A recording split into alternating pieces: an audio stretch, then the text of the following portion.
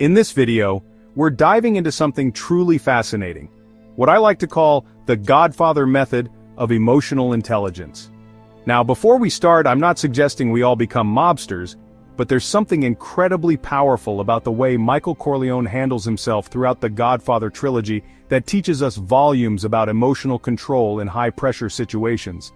Imagine you're sitting in a meeting when your colleague throws you under the bus in front of everyone.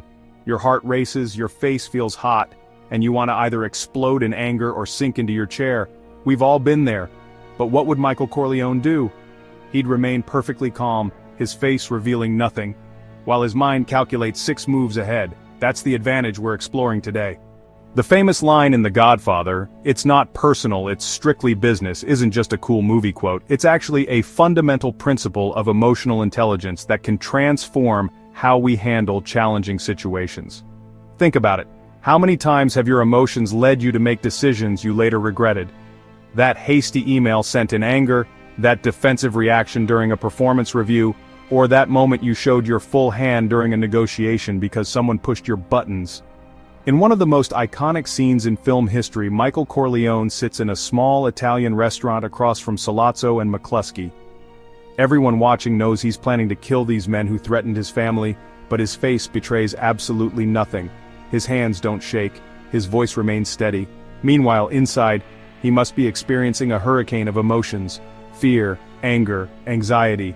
Yet none of it shows. It's like watching a masterclass in emotional control. What's interesting is that scientists today call this emotional regulation, and it's considered one of the core components of emotional intelligence. It's not about suppressing emotions or becoming cold and unfeeling. Rather, it's about processing those emotions internally without letting them dictate your external responses. Michael wasn't emotionless. He was strategic about when and how he expressed those emotions. Let's break down what makes this approach so effective, especially in professional settings. When you maintain composure under pressure, 3 powerful things happen. First, you maintain your ability to think clearly. Strong emotions, particularly fear and anger, trigger our fight-or-flight response, literally reducing blood flow to our brain's prefrontal cortex, the part responsible for logical thinking and decision-making. By staying calm, Michael kept his full mental capacity online when he needed it most. Second, you gain information while giving none away. In any negotiation or conflict, information is power. Every time you react emotionally, you're essentially showing your cards. The person across from you learns what buttons to push, what matters to you, what scares you. Meanwhile, when you stay composed like Michael, you become impossible to read while gathering valuable information from others' emotional displays. It's like that poker game we all play with our kids when they want something at the store. They get all excited about a toy, and suddenly you know exactly how much leverage you have in the "if you clean your room" negotiation that follows. In business and life, don't be the kid in the toy store. Be the parent who's seen this play out 100 times before. Third, you establish dominance in subtle yet powerful ways. There's something inherently authoritative about someone who can remain composed when everyone else is losing their cool. We instinctively respect and often defer to the calmest person in the room.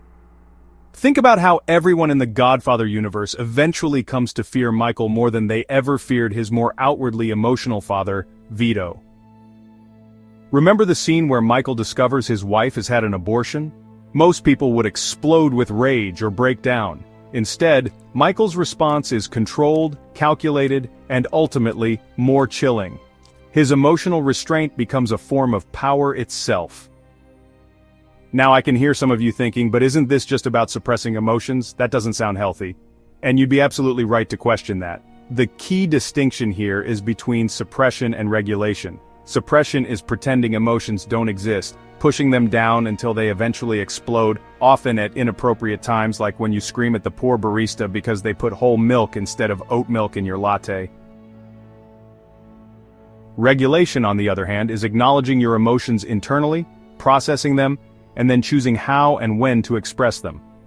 Michael Corleone wasn't emotionless. He felt everything deeply. His love for his family drove every decision, but he understood that revealing those emotions at the wrong time could be disastrous. Think of it like this: emotions are like toddlers. They deserve attention and respect, but you don't want them driving the car. You wouldn't let a 3-year-old navigate rush hour traffic, So why would you let momentary anger navigate an important business negotiation? So how can we develop this Godfather method in our own lives? Let's look at some practical strategies, all drawn from Michael Corleone's playbook. First, practice the pause. In the film, Michael often takes a moment before responding to provocations or surprises. When his brother Sonny is murdered, Michael doesn't immediately react. He takes time to process before deciding on his next move. In your life, this might mean waiting a beat before responding to that inflammatory email or telling someone, "I need to think about this," rather than giving an immediate emotional response. A friend of mine uses what she calls the bathroom technique. When emotions run high in a meeting, she excuses herself to the restroom for 2 minutes just to breathe and recalibrate. It's simple but remarkably effective. And hey, no one ever questions a bathroom break. Second, develop your poker face. Michael's ability to mask his intentions gives him a tremendous advantage. Practice keeping your facial expressions neutral, especially in situations where revealing your thoughts might put you at a disadvantage. This doesn't mean becoming robotic, just more intentional about what you reveal and when. Third, adopt strategic detachment. It's not personal, it's strictly business mindset. This doesn't mean becoming callous or uncaring, it means recognizing when emotional involvement clouds your judgment. In professional contexts, practicing the art of viewing situations objectively rather than personally can transform your effectiveness. One technique that helps with this is mentally stepping back and viewing the situation as if it were happening to someone else. Ask yourself, what advice would I give a friend in this situation? This creates emotional distance that allows for clearer thinking. Fourth, learn to recognize triggers. Michael Corleone understood exactly what could provoke him and prepared accordingly. He knew family was his pressure point, so he created strategies to handle threats in that area.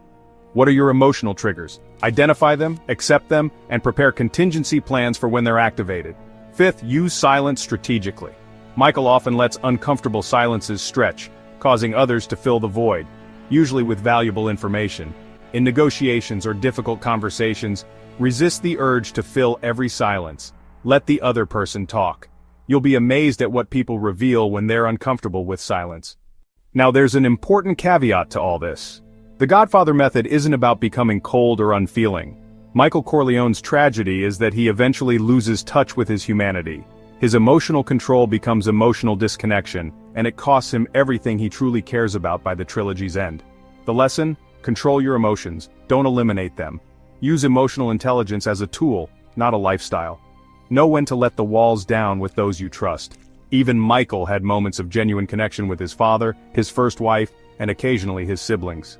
The true mastery comes in knowing when to employ this level of emotional control, negotiations, crises, high-pressure professional situations, and when to be authentically vulnerable, with loved ones, in building trust, in collaborative creative endeavors. Let's think about how this applies in everyday professional situations. Imagine you're giving a presentation, and someone asks a hostile question clearly meant to undermine you. The amateur responds defensively, gets flustered, and loses the room's respect. The Godfather method practitioner, they thank the person for the question, respond calmly with facts, maybe even acknowledge any valid points within the criticism, and then smoothly redirect to their main message. The audience notices this display of emotional intelligence and your credibility actually increases. Or consider a negotiation scenario. You've made an offer and the other party looks visibly disappointed. The amateur gets anxious and immediately improves the offer or starts over-explaining. The Godfather method user, they sit comfortably in the silence, watching and waiting. Often the other person will fill that silence with concessions or information about their position. Patience and emotional control literally pay off. What about leadership? When a crisis hits, teams instinctively look to their leader. If they see panic, they panic. If they see calm, strategic thinking, they mirror that instead. Michael's ability to remain composed under pressure is exactly why his family turns to him in their darkest hour, despite him initially being the kid who wasn't supposed to get involved in the family business. The beautiful irony is that by mastering your emotional reactions, you actually gain more authentic control over your emotional life. You choose when and how to express feelings rather than being controlled by them. It's the difference between being a thermometer that merely reacts to the emotional temperature around you and a thermostat that sets it. So, the next time you feel your emotions threatening to take the wheel, remember Michael Corleone sitting calmly in that restaurant, outwardly composed while inwardly resolute. Take a deep breath. process internally, respond strategically rather than react instinctively. The Godfather method isn't about becoming someone you're not, it's about becoming a more intentional version of who you already are. It's about recognizing that in business and in life, the person who can keep their head while others are losing theirs will always have the advantage. If you found value in today's video, don't be a stranger. Hit that subscribe button to join our family. Unlike the Corleones, the only offer we're making is more content on emotional intelligence, leadership, and personal development that you can't refuse. Until next time, keep your friends close, your enemies closer, and your emotions under control.